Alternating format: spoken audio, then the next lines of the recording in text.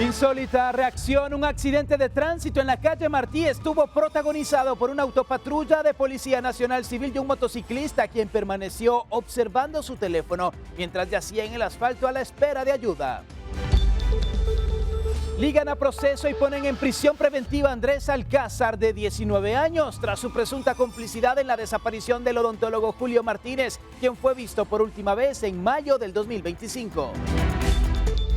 Un hombre de 73 años y su hija de 36 son capturados en zona 3 de Escuintla, señalados de participar juntos en un crimen. Ambos fueron puestos a disposición de las autoridades, donde podrían enfrentar a la justicia. Cifras escalofriantes, más de 3.000 mujeres han sufrido un aborto espontáneo en lo que va del 2026. Reportan que las causas más comunes de mortandad son nacimientos prematuros, complicaciones en el parto, asfixia y malformaciones congénitas. Todo queda grabado. Un hombre agrede verbal y físicamente a una recepcionista de un hotel en la Ciudad de México. El supuesto agresor es el presidente de una inmobiliaria y ya ha sido denunciado ante la fiscalía. Decenas de argentinos vivieron con emoción el encuentro entre la albiceleste e Inglaterra en la semifinal de la Copa del Mundo. La gran final se jugará este domingo 19 de julio.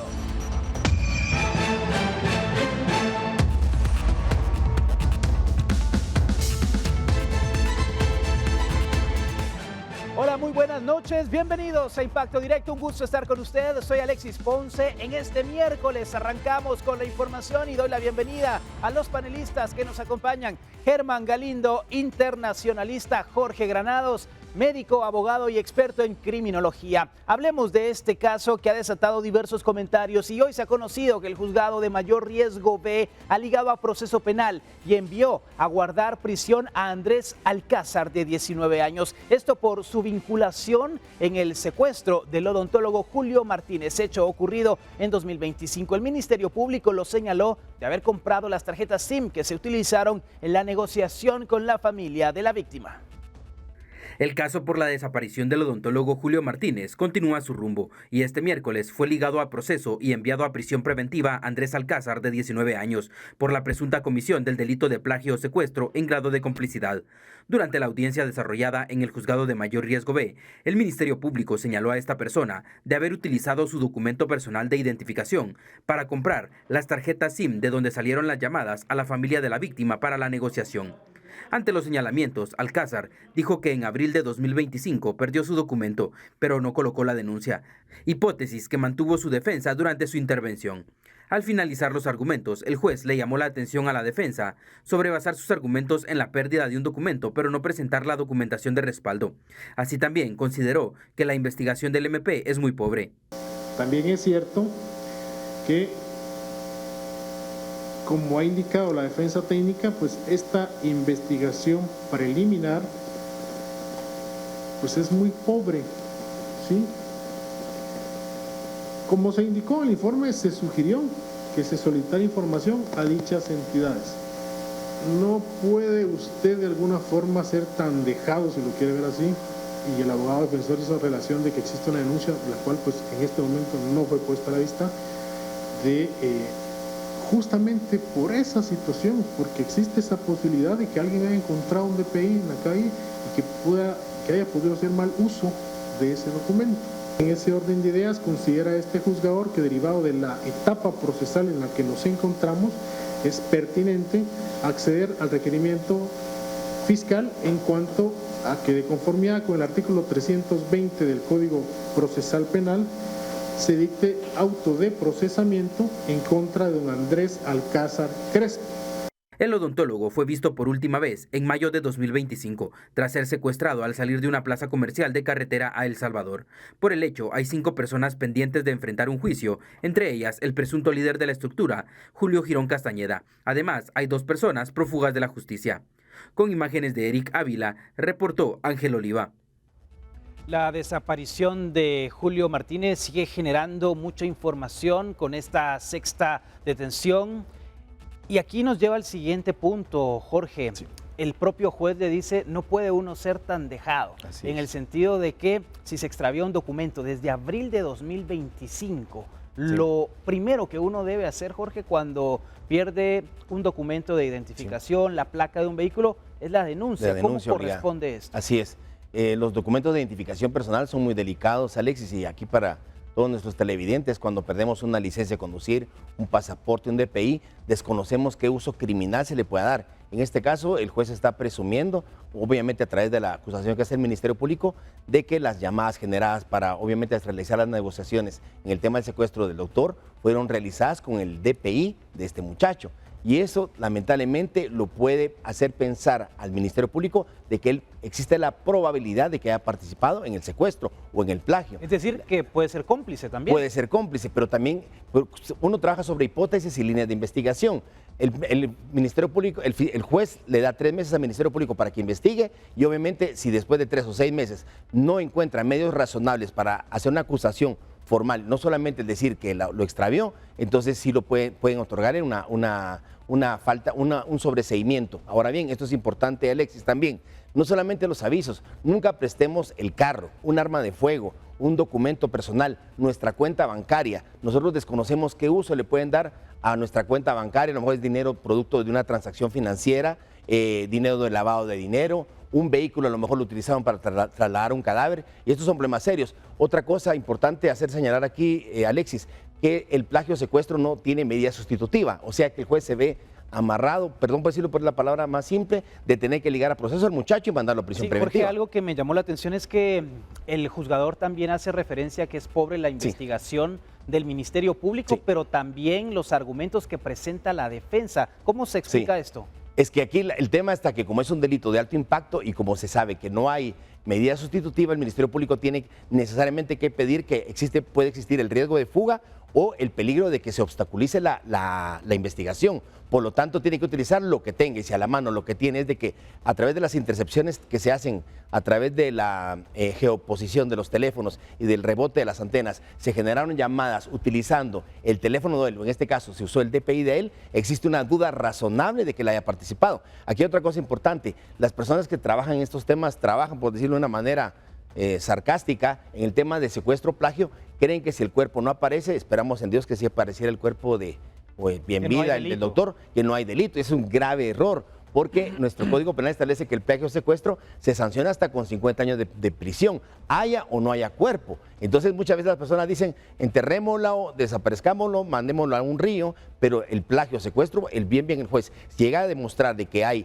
elementos suficientes de convicción para ligarlos a todos y condenarlos, los va a condenar por 50 años, aunque no aparezca el cuerpo del doctor, que esperamos que se aparezca. Bueno, Germán, este caso de Andrés Alcazaroya, hay mucho que investigar en torno a estos señalamientos. Hablábamos de la posibilidad de dar seguimiento a las cámaras, de que él tuviese una coartada del día en el que se realiza la compra de estas tarjetas SIM. En fin, hay mucho que hablar. Sí, de hecho, me parece extraordinario que después de un año que lleva avanzando el caso, el argumento principal es que se utilizaron teléfonos que estaban registrados bajo el DPI de esta persona.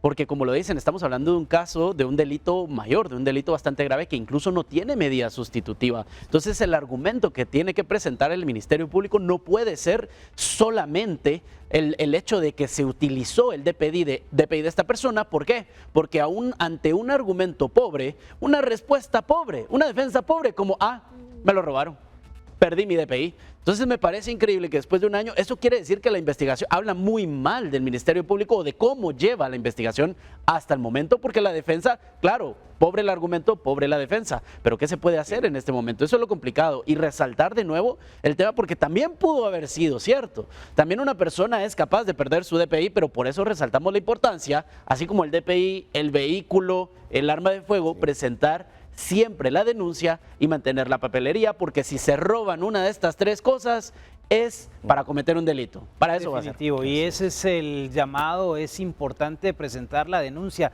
Lo inmediato que se puede hacer, Jorge, brevemente, porque tenemos que ir a la pausa. Claro. Policía Nacional Civil en una sede policial, En una sede de ¿puedo una hacerlo comisaría. inmediatamente? Se puede hacer porque la comisaría toma el parte policial y lo envía al Ministerio Público, pero lo mejor, lo ideal es que a nivel nacional hay, en todos los municipios hay oficinas de Ministerio Público, o sea que no hay excusa que la persona no quiera trasladarse al Ministerio Público directamente a presentar su denuncia, porque ¿En línea también Sí, y se puede también hacer? existen en línea, excelente. También existen las líneas en las cuales uno puede denunciar que uno extravió, y no necesariamente tiene que ver un robo, que uno extravió el DPI que identificado con el número tal, en tal fecha, en tal hora. Ya solo con ese documento, y eso apoya. Ese es un respaldo. Eso es un respaldo Sí. para...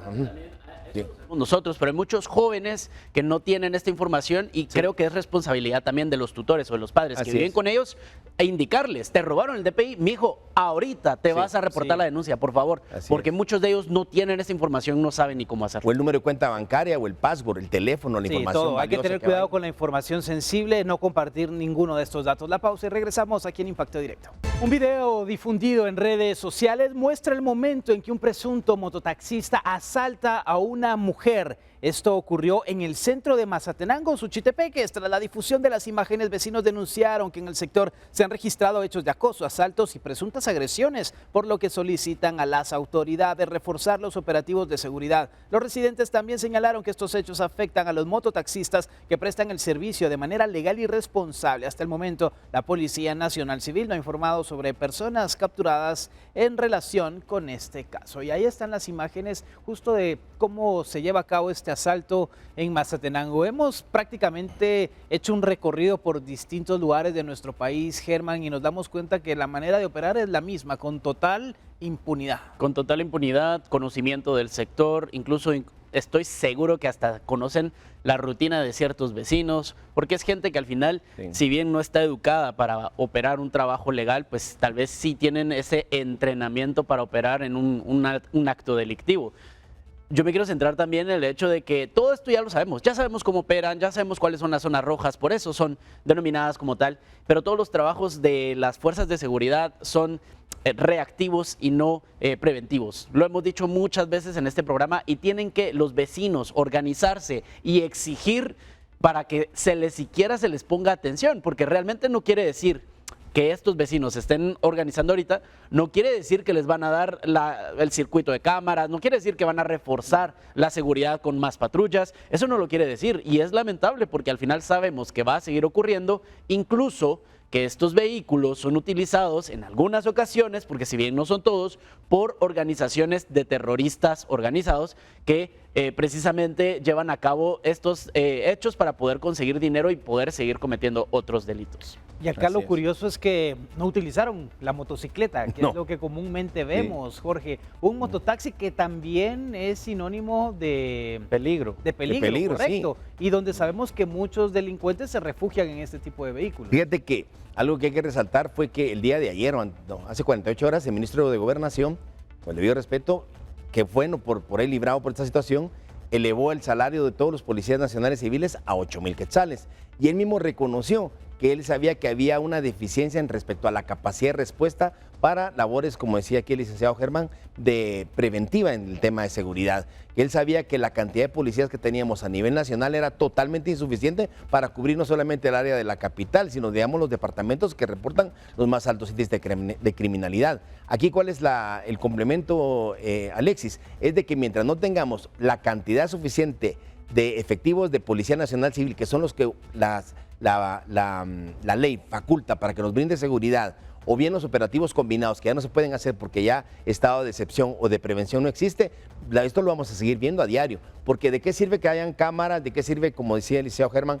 de que tengamos ubicadas las zonas rojas, zonas de riesgo, los lugares donde operan, si no tenemos personal que pueda obviamente prevenir el delito en las áreas en las que están pero debidamente Jorge, aunque definidas? tuviéramos un policía en cada esquina, Jorge, realmente no es la solución al problema. Sabemos que el problema realmente, la raíz, es el crimen organizado, los terroristas. Lo que hay que hacer es atacar estas organizaciones. Y aplicar ¿Qué la ha ley pasado también. en países donde independientemente los métodos, el fin se logra, que es erradicar las organizaciones criminales, como El Salvador, nuestro vecino? ¿Qué ha pasado? Disminuye automáticamente al día siguiente la criminalidad, la tasa de criminalidad, independientemente pues el tema de derechos humanos y todo esto a un lado, porque se ataca el verdadero problema, que no es poner policías en cada esquina, porque es imposible. Sí. Y aunque lo hicieran, aún así ocurriría. Es atacar el crimen Y organizado. es aplicar la ley también, porque una sí, vez impunidad. no se aplique la ley, Claro.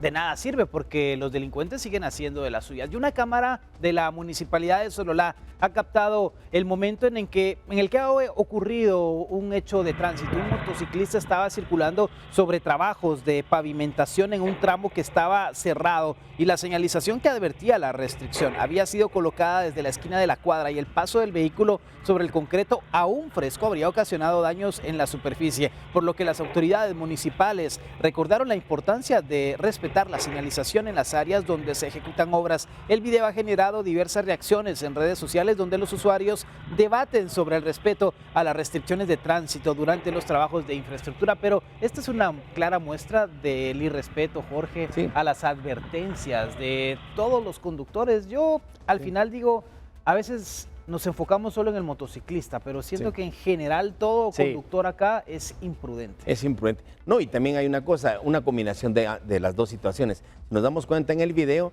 no veo yo cinta amarilla, no veo mensajes de diga cemento fresco o que diga precaución o no pase aquí. Obviamente el motorista se nota que todavía se detiene, estima él que tal vez el cemento ya está seco y a pesar de eso, pues obviamente lo atraviesa. Esto es una infracción nada más, pero obviamente sí, el tener también la suficiente prudencia, el saber reconocer de que si hay una obra que no se necesita, a veces como yo mismo lo indico, un anuncio, pero veo que hay una obra pública, pues obviamente por resguardo a las mejoras que se están haciendo en el área, pues respetar y dar la vuelta. El cuidado ¿no? de mi Y vehículo el cuidado también, de mi vehículo porque también, por supuesto. entiendo que si voy a meter mi motocicleta o mi automóvil en cemento va a resultar dañado, Germán. Sí, en algún Seguramente. momento algo, sobre todo si no se limpia, puede resultar dañado el vehículo. Sí, es hasta cierto punto cómico. Me reía viendo yo el video, porque sí, a ver, puede ocurrir que, en el video no se muestra bien, pero puede ocurrir que no exista ningún tipo de señalización, que sea de noche y por algo la persona pues no vio que había cemento fresco. Por el momento en el que te das cuenta, lo peor que puedes hacer es seguir manejando por encima de ello. Al final,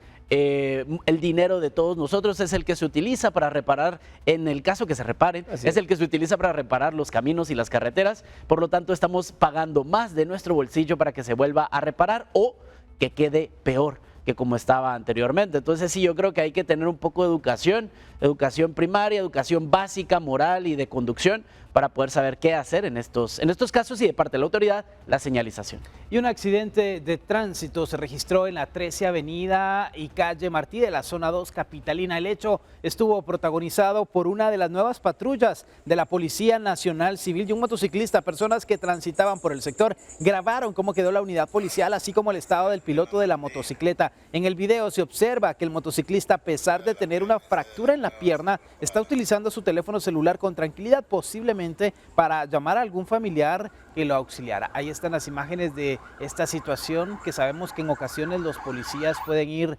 en emergencia con sirena abierta, o tal vez no era este el caso, pero el ceder el paso a los vehículos de emergencia es importante, Germán. Importantísimo. Yo creo que, pero a ver, sí quiero resaltar que yo he visto en varios videos en otros países cómo ignoran incluso a los vehículos de emergencia, y en Guatemala, pues yo, en todas las experiencias que he tenido en carretera, siempre se le da prioridad. Siempre he visto, tal vez por esa sensación de peligro que todos tenemos, de que sabemos lo peligroso que es este país, cómo ocurren los accidentes, y por lo mismo queremos ayudar, precisamente porque todos sabemos lo que puede ser una emergencia, pero yo sí he tenido experiencia en el que se le abre paso a los vehículos.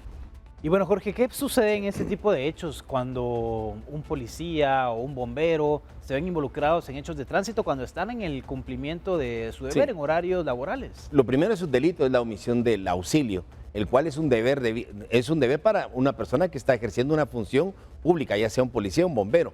Pero aquí, y obviamente tiene que prestarla, incluso para uno es ciudadano, acorde a las posibilidades de uno. Aquí hay que resaltar algo también, Alexis. Yo tenía algunos años de no viajar a la zona 6 ni por la calle Martí. No es mi vía que tradicionalmente tome. Yo fui a San Pedro Ayampuc, a un juzgado que está en San Pedro, y hay que atravesarse de la calle Martí para San Pedro Ayampuc, me hice casi hora y media. No son cientos de motos, son miles de motocicletas, miles.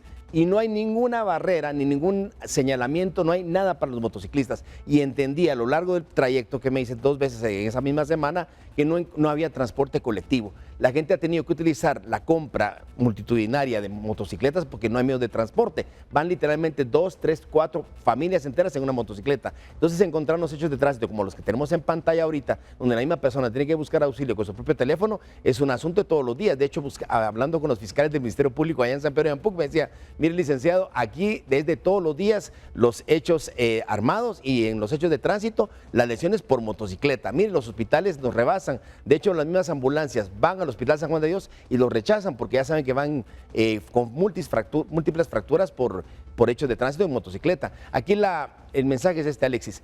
Debería la municipalidad, porque sobre alguien tiene que recaer la responsabilidad, a una señalización, más presencia de policía de tránsito, más presencia de señalamiento. Eso no va a resolver el problema, porque el problema es el embudo que provoca la calle Martí y la zona 6 y la salida obviamente al norte. Pero algo habrá que hacer y es la Municipalidad de Guatemala y la gobernación departamental que tendría que tomar algunas medidas para reducir este tipo de hechos de tránsito. Sí, también la falta de educación vial, ese es uno de los grandes problemas que afrontamos. Y agentes de la Comisaría 31 capturaron en la zona 3 de Escuintla a Siriaco, de 73 años, quien era requerido por un juzgado del Progreso por el delito de estafa propia. Según la Policía Nacional Civil, minutos después, Wendy, de 36 años, hija del detenido, llegó al lugar para recoger las pertenencias de su padre. Al ser identificada, los agentes establecieron que también tenía una orden de captura vigente por el mismo delito, por lo que fue detenida en el lugar. Ambos fueron puestos a disposición de las autoridades judiciales, donde deberán enfrentar el proceso correspondiente. Estafa propia. Bueno, esta situación preocupa porque estamos hablando de padre e hija, los dos señalados de este delito, Germán. Sí, y hay casos, Alexis y Jorge, en el que se afecta también al resto de la familia, ¿verdad? Porque hemos visto en casos en donde fingen un secuestro, por ejemplo, llaman a la familia para pedir dinero. Yo creo que no sé de dónde viene este tipo de mentalidad o de psique de tener que reaccionar de esta manera, ¿no? De tener que estafarse a sí mismo, tener que buscar una manera en la que puedan conseguir ya sea dinero o algún otro bien, así cometiendo este tipo de delitos que al final siguen siendo delitos porque también se usa recursos también de seguridad pública, y esto pues tiene que ser un delito porque al final el uso de estos recursos es para un delito cometido por ellos mismos a sí mismos, que creo que también al final tiene que ser penado. Entonces, ¿de dónde viene esta reacción? ¿De dónde viene este proceso psicológico de estas personas? Sería interesante investigarlo porque es algo que ocurre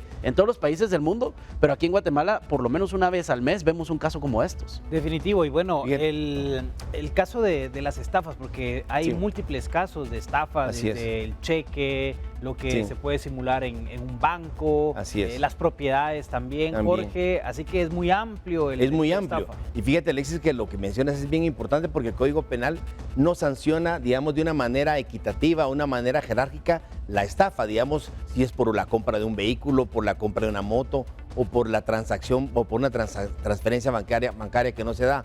Aquí el mensaje en este tema de estafas es de que también es importante que tengamos cuidado porque mucho de esto se está dando con el tema de las redes sociales, el marketplace y otros lugares que, bueno, ya dije el nombre, pero obviamente nos vemos totalmente en un estado de indefensión porque no sabemos quién nos está vendiendo o quién nos está comprando algo. Depositamos un dinero y no sabemos a la cuenta bancaria de quién es, o nos depositan un dinero a nuestra cuenta y a lo mejor es un dinero producto de algún producto de narcomenudeo. O sea, muchas veces la gente puede vendernos productos y en los cuales nos puede involucrar en actos ilícitos o bien vincularnos a un tema de estafa en donde varias personas resultamos vinculadas, incluso hasta la propia familia, y en lo que se averigua nos ligan a proceso penal y nos mandan a prisión preventiva como la ley lo establece. Aquí el mensaje es el mismo, tengamos cuidado con el tipo de transferencias bancarias, con los negocios que hacen a través de redes, tratemos si tenemos emprendimientos o tenemos transacciones financieras que hacer, tal vez hacerlo a la vieja usanza, ir mejor directamente a la agencia bancaria, conocer a las personas, conocer a quienes representan a estas personas, si son empresas que realmente existan, que no sean empresas de papel o de cartón, porque muchas veces las personas son víctimas de estafa por un acto de buena fe, creyendo que la persona va a ser incapaz de cometer un delito en contra de ella. Tenemos que ir a mensajes de nuestros anunciantes, ya volvemos en instantes, aquí en Impacto Directo. Más de 3,000 mujeres han sufrido un aborto espontáneo en Guatemala, tan solo en lo que va de 2026, según registros del Ministerio de Salud actualizados al 3 de julio. Los datos oficiales también revelan que durante el mismo periodo se han registrado 434 muertes neonatales en los servicios del Ministerio de Salud. Este tipo de fallecimientos corresponde a bebés que mueren durante sus primeros 28 días de vida o durante el embarazo, y entre las principales causas figuran el nacimiento prematuro, complicaciones durante el parto, asfixia y malformaciones congénitas. Y hablemos de este otro caso, ya que la pérdida de un bebé durante el embarazo o poco después del nacimiento suele dejar a las familias sin acompañamiento especializado. Ante esta realidad fue presentado el modelo Colibrí, una propuesta que busca brindar apoyo integral a padres y madres desde las primeras horas del duelo. Seguramente la mayoría conocemos a una familia que haya perdido a un bebé en el estado gestacional o bien que haya tenido a su bebé pero a los pocos días falleció. Muchas de estas familias no han tenido acompañamiento en tanatología, es decir, en el duelo que esto genera, y muchas veces este duelo es invisibilizado. Cuando hemos pasado por una situación como esta, empezamos a darnos cuenta que había mucha gente cercana que lo había pasado pero que no lo hablaba, y ese es el común denominador en nuestra sociedad y realmente en todas, creo yo.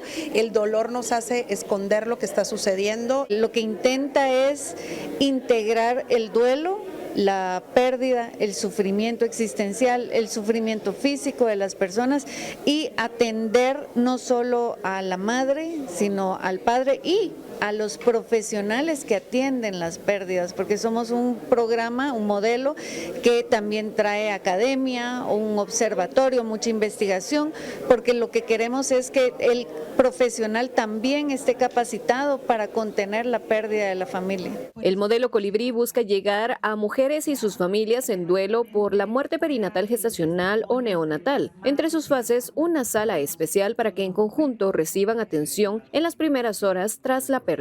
Una sala implementada en los hospitales para poder contener en las primeras 48 horas a esa madre y su círculo íntimo para que puedan tener un espacio digno para vivir su duelo, asimilar ese momento y poder realmente considerar, todo lo que está ocurriendo a su alrededor. La idea es asistir a las familias dolientes en su duelo desde las primeras horas o incluso desde el pronóstico. Es tan interdisciplinario que tienen que ver con médicos, enfermeras, parteras, etcétera, y también papá, mamá, abuelos, hermanos, porque es muy complicado abordar este tema con hermanos.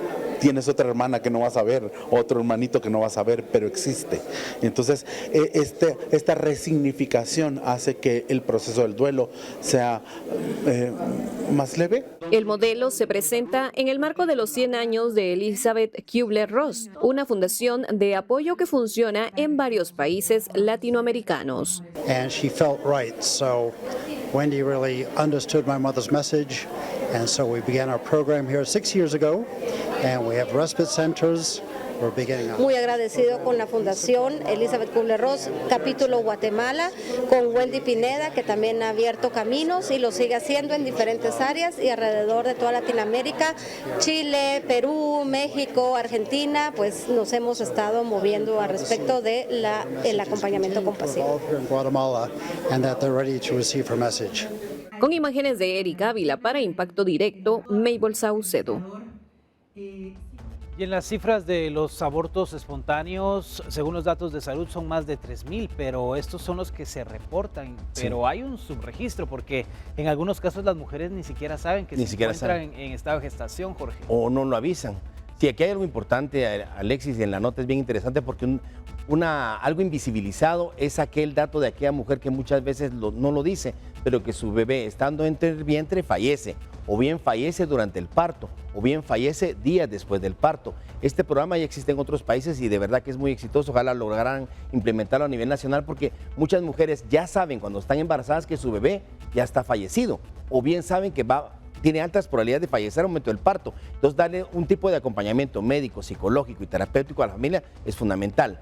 Las causas por las cuales se puede dar un aborto espontáneo, como ahí bien indican, pueden ser malformaciones congénitas, anomalías del corazón, anomalías cerebrales u otras, o de nutrición, minoría de edad. Pero el tema aquí, lo más importante es de que este modelo Colibrí viene a ser, digo yo, un salvavidas para muchas mujeres que se ven incivilizadas, no se ven. Porque te cuento, Alexis, por ejemplo, si yo hago un diagnóstico en este momento que un niño viene fallecido, no puede, el Código Penal no permite el aborto, solo el aborto terapéutico. El aborto terapéutico es la figura en la cual, si la madre está en riesgo de morir, yo me veo en la obligación de hacer una extracción uterina del niño. Pero si no hay riesgo, tengo que esperar a que se provoque el parto o bien que se haga una cesárea para extraer al mortinato. Mortinato es el nombre que lleva el niño y obviamente pues declararlo fallecido. De hecho, cuando hacemos certificados de defunción es otro problema, que las madres en un acto de dolor quieren ponerle nombre al niño fallecido. Y quiero que se llame Roberto o quiero que se llame Patti, por decir algo. ¿Y qué es lo que sucede? Uno como médico no le puedes dar un nombre a una persona que nace ya fallecida. Entonces, ese es otro problema que también Colibrí atiende. El duelo, porque las madres quieren darle incluso inhumarlo, que tengan un registro ante el Registro Nacional de las Personas de Nacimiento, pero no se puede. Uno como médico, uno pone mortinato. O sea, es un programa que es muy, de verdad, el reportaje está muy bonito, pero el verdadero sentimiento es darle apoyo a aquella mujer que se ve a solas y que no tiene quien le dé el apoyo emocional, médico y psicoterapéutico para una pérdida de esta naturaleza. Es que esto puede ser demasiado traumático, Germán, e incluso provocar que la mujer con su esposo decían ya no tener más familia por ese impacto que ha tenido la pérdida de un bebé. Es algo que sucede, o sea, es algo que sucede en la naturaleza. Yo no soy mujer, entonces no puedo ni siquiera imaginarme ni ponerme los zapatos, mucho menos de una madre. Pero sí, como le decía la nota, todos conocemos a una persona cercana o lejana que haya perdido un bebé.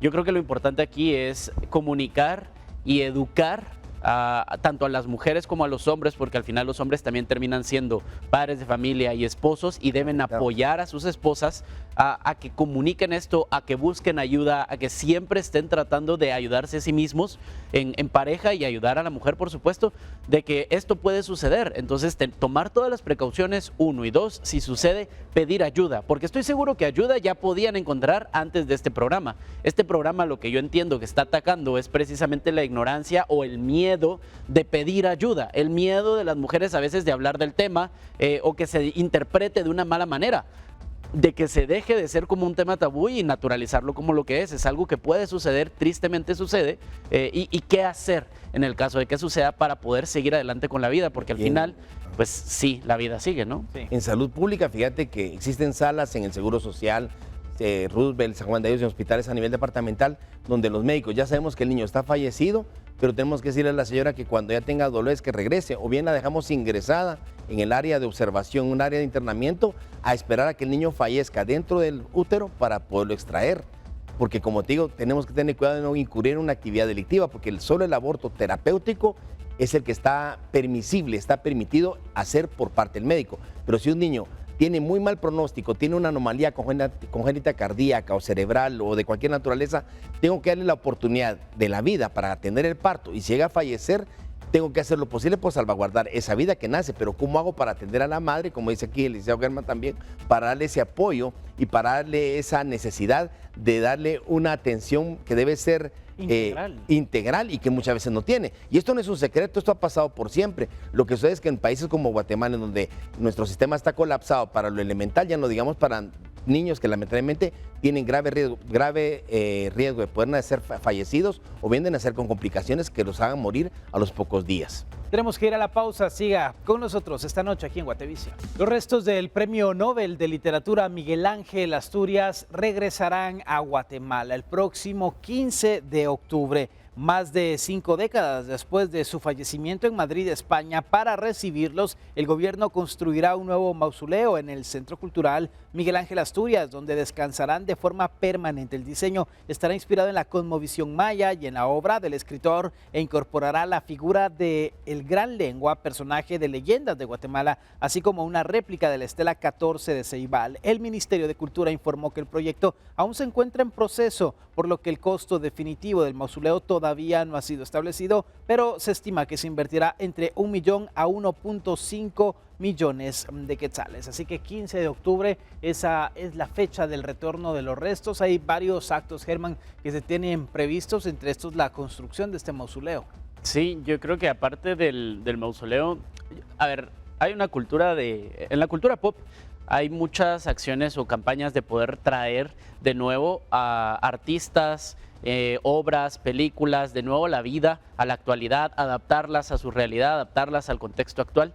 Yo creo que si van a venir precisamente los restos, no solo el hecho de hacer un mausoleo, sino también de pasar palabra y de volver a hablar de Miguel Ángel Asturias, revisitar las obras tan famosas las obras que lo hicieron famoso a él, yo creo que vale la pena también. Si bien está bien, me parece excelente que se haga esto y que el costo sea elevado, pero que se vaya a hacer para algo bonito y que pueda visitarse, que también se utilice un poco de presupuesto para poder mover. A ver, actualmente hay una feria de libros, si no estoy mal, o sea, deberíamos de promover un poquito más las obras y que la memoria de Miguel Ángel Asturias siga viva, que se porque es el premio Nobel de Literatura. Turístico, claro, por ejemplo, o que se comunique todavía un poco más, ¿verdad? Yo no sé, no he visto más allá de los esfuerzos que hacemos aquí en Guatevisión para comunicar esta información, pero que se hable de las obras, promover leer los libros de Miguel Ángel Asturias, no solo el hecho de que se haya hecho una tumba para los restos, que está bien. No, y está bien. recordemos Los centros educativos sería fundamental la visita, pero que no se quedara solo en la visita, sino exacto. un poco más allá.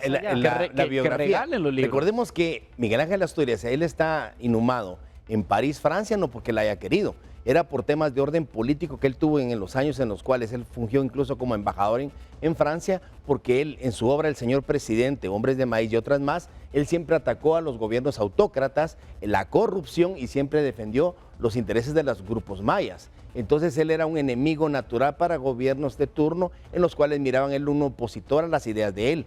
Por eso es de que él se ve obligado a irse al exilio, va a vivir a Europa, estando allá pues es donde recibe el premio Nobel, pero la familia se opuso por muchos años a que sus restos fueran retornados e inhumados como debió haber sido, porque aquí nació en Guatemala, hasta ahora que el año pasado empezaron las gestiones. Pero aquí lo importante es lo que dices, Alexis, es recordarle a la niñez y a la juventud que tenemos un premio Nobel de la literatura que escribió libros importantísimos que siguen siendo fundamentales, y más ahora que ahora están hasta más económicos con tanto tema del PDF o de la literatura digital, pero que nos recuerde las batallas que tenía Miguel Ángel Asturias con tal de evitar los gobiernos autócratas o que de alguna manera despreciaban o no le daban el interés que tenía nuestra población, especialmente en extrema pobreza.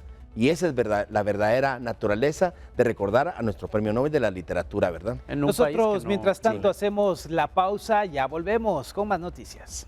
Un hombre agredió verbal y físicamente a una recepcionista del hotel Park Life Paradox, ubicado en una de las zonas más exclusivas de la Ciudad de México. En el video se ve que el sujeto está furioso, golpea el mostrador, le grita a la mujer y lanza sus 2 teléfonos. La situación escala cuando el hombre golpea a la mujer en el rostro, la lanza al piso y la patea ante la mirada de 2 hombres que no intervinieron en ningún momento. El agresor fue identificado como Jorge Cortés, presidente de una desarrolladora inmobiliaria con sede principal en Mazatlán, Sinaloa, con denuncias por fraude desde 2019. El sujeto ya ha sido denunciado ante la Fiscalía de la Ciudad de México y ya se ha abierto una investigación. Si bien el incidente ocurrió el 29 de junio, el caso ha desatado indignación en redes sociales debido a su reciente salida a la luz.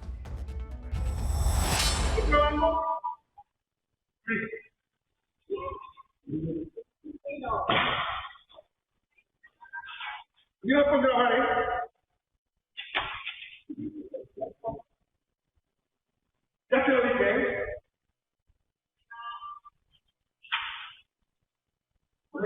esto pinche es operador y yo tengo una pinche idioma.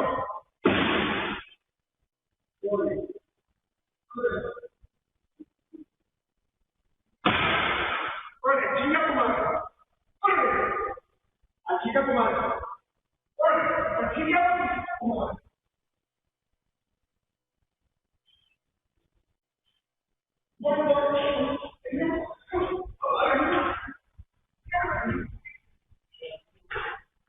No me puedo pelear.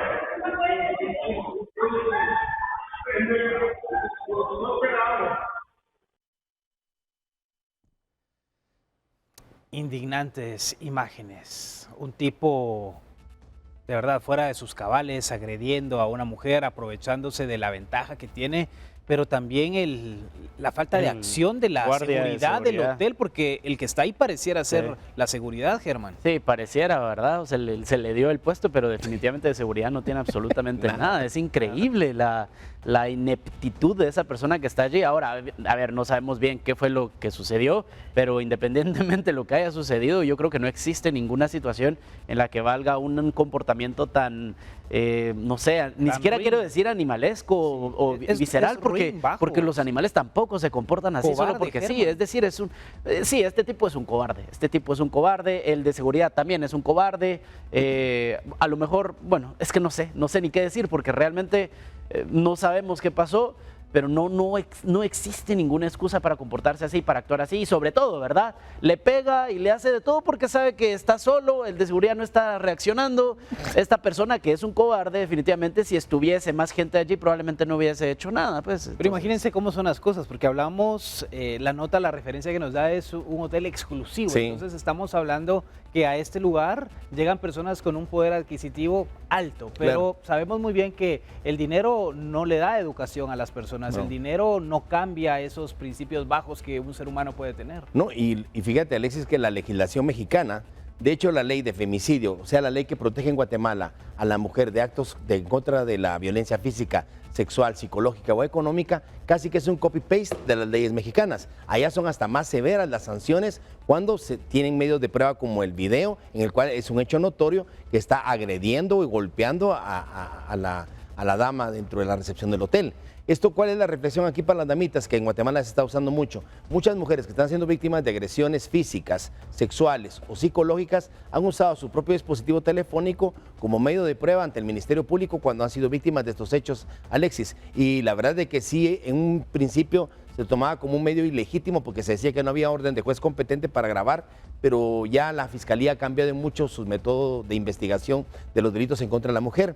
Y cuando la mujer presenta capturas de pantalla o videos, claro, pasan por un peritaje a través de INASIF para establecer que no hay inteligencia artificial o que no haya sido adulterado el video. Pero el mensaje es damitas, aquellas mujeres que han sido víctimas de violencia física, sexual o psicológica, utilicen su propio dispositivo, porque muchas veces aquí lo que ayuda, Alexis, es que hay una cámara de video, pero ¿cómo hacen las mujeres para documentar una denuncia cuando solamente la narrativa de la presunta agraviada no es suficiente? Que mejor si va acompañada de un audio o de un video para evitar que este tipo de comportamientos puedan poner en riesgo su vida o la de sus hijos. Son situaciones intolerables y en medio de todo este contexto que vivimos como sociedades, Germán, de altos índices de violencia, de continuar con ese tipo de acciones en contra de las mujeres, ojalá que se logre capturar a este sujeto. Sí, yo creo que se va a poder hacerlo porque al final yo creo que sí se le puede identificar, se le ve claramente el rostro, se ve a la persona. El registro del hotel también. Claro, el registro del hotel.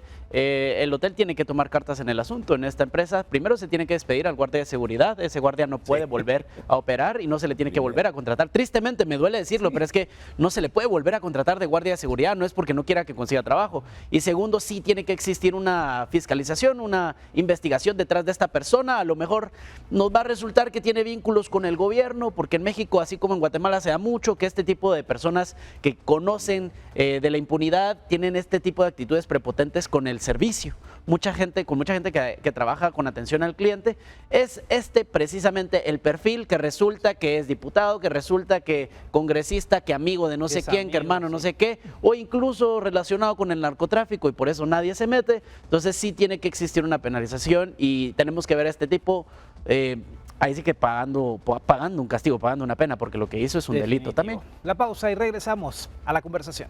Una mujer se ha vuelto viral en las redes sociales luego de santiguar a cada uno de los jugadores de la selección de España a través de su televisor mientras cantaban el himno nacional el pasado 14 de julio que se disputó la primera semifinal de la Copa del Mundo. En las imágenes se ve cómo la aficionada hace la señal de cruz a cada jugador y lo hace 3 veces con Lamine Yamal. Finalmente aplaude frente a su televisor debido a su gesto. La aficionada se ha vuelto viral por darles la suerte a los futbolistas para ser el primer equipo en clasificar a la final. España se enfrentará a Argentina el próximo domingo 19 de julio a las 13 horas.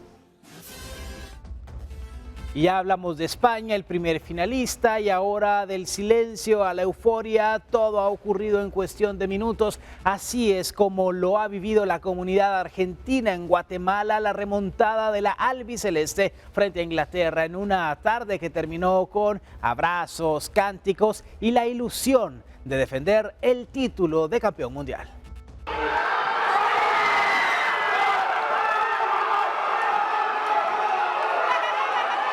Los 90 minutos no fueron suficientes para medir la emoción. En el Palermo, junto a los argentinos, la esperanza se mantuvo hasta el último minuto y la remontada desató la fiebre albiceleste. El ambiente comenzó entre canticos, camisetas celestes y blancas y mucha expectativa, pero la celebración tuvo que esperar. Inglaterra anotó primero y el silencio se apoderó por momentos de los aficionados. Son muchas, porque primero estoy lejos de casa, pero lo estoy viviendo en un país que se han puesto toda la camiseta de Argentina. Así que muy feliz.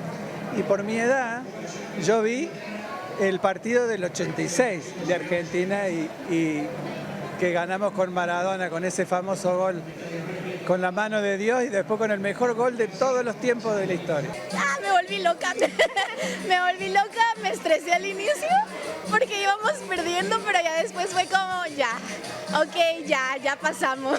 Cuando el reloj marcaba los últimos minutos, apareció el capitán. Lionel Messi condujo la reacción argentina con 2 asistencias. Enzo Fernández igualó el encuentro al minuto 85. Y ya en el tiempo de reposición, Lautaro Martínez firmó de cabeza el gol que destacó la locura. La reflexión de que Argentina nunca hay que darla por vencida, nunca, jamás. Messi va a enseñar por qué es el mejor jugador. Le va a ganar a Cristiano. Yo soy el Madrid. Demostró que es mejor. Hoy puedo decir que es mejor que Cristiano.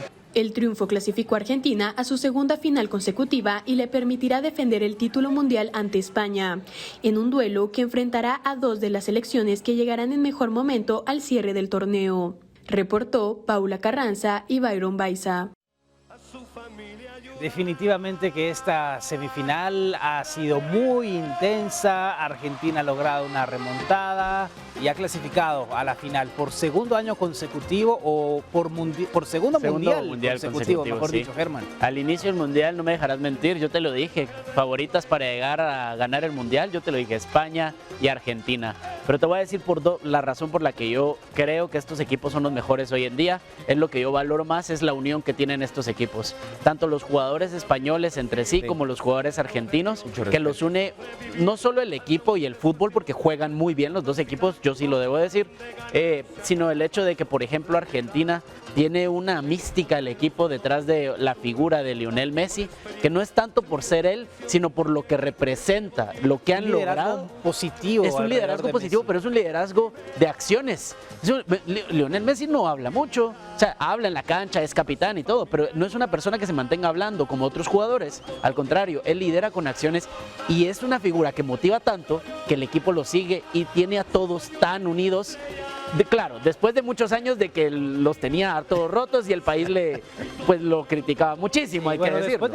Pero España es igual, España es igual. Frío y no sé qué más, pero ha callado bocas. Aquí fuera de cámaras habíamos hecho comentarios con Alexis y los otros colegas panelistas de que con eso de las teorías conspiracionistas que mirábamos en las redes, de que la FIFA, que Infantino, pero realmente incluso yo me someto al rigor de lo que pasó en la tarde. Yo le daba descrédito a la forma como estaban jugando y la forma como está llevando el partido. Pero ver ese segundo tiempo, sí, definitivamente, sí vimos que el arbitraje estuvo re bien y la forma de jugar, pues, obviamente, intachable. Entonces, cualquiera que hayamos tenido la duda que había algún amañamiento o algún arreglo, no, yo creo que quedó totalmente invisible. Dudas siempre va a haber, sí me Jorge, pasó por la mente, porque mi trabajo es pensar mal, ¿verdad? Pero dudas siempre van a haber, críticas siempre van a haber. Pruebas donde hay. Pruebas bueno, no he visto aquí hay yo. miles de millones también que están a mí me dicen, mira la repetición, ok, pero ¿y la prueba del amaño? O sea, ¿cuándo han salido los árbitros a decir, sí, a mí me Germán, pagaron? el domingo es el partido de la gran y yo no le voy a Argentina, pero es que me parece tan vacío el argumento de decir es que hay amaño, pero no presentas pruebas. Sí, pruebas. Vos sos abogado criminalista.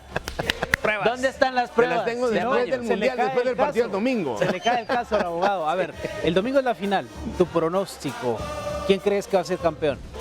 Está muy difícil. Yo dije que los dos llegaban a la final. Yo voy a poner un 1-1. Creo que se define en tiempos extra, no en penales. Y creo que lo va a ganar Argentina. Creo que es el segundo de Argentina. Yo, 2 Argentina, 1 España. Bueno. Que queda grabado aquí, medio de prueba idóneo, la televisión abierta. Entonces, pero entonces, ¿qué? Los 3 Argentina, porque Sí, vos, Alexis. Argentina también. Va, entonces voy a decir yo España, para que donde quede Argentina me digan. Es que si no, ¿Qué es lo que quieres? Problemas. Si no, qué chiste. A ver, va, yo quiero. Pero a ver, si yo venís de viví en celeste, España, yo viví en venís España de un tiempo. celeste, ¿por qué es? Porque le vas a No, que va, Argentina. que va. Llegamos al final. Gracias por acompañarnos esta noche aquí en Impacto Directo. A los panelistas Jorge Granados, médico, abogado y experto en criminología. Germán Galindo, internacionalista. La mejor de las noches. Soy Alexis Ponce. Recuerden, nos vemos mañana, 19 horas aquí por Guatevisión.